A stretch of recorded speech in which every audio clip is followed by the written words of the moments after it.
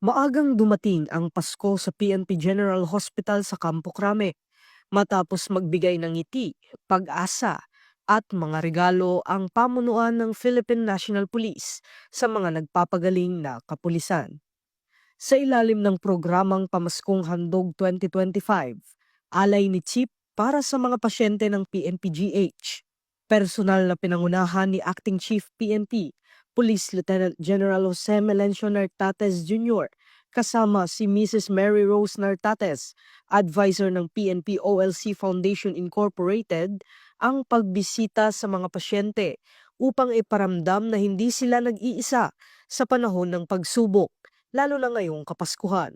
Nakiisa rin sa gawain ang mga katuwang mula sa Public Safety Mutual Benefit Fund Incorporated o PSMBFI sa pangunguna ng kanilang mga opisyal na patuloy na sumusuporta sa kapakanan at moral ng mga pulis, lalo na ang mga humaharap sa hamong pangkalusugan.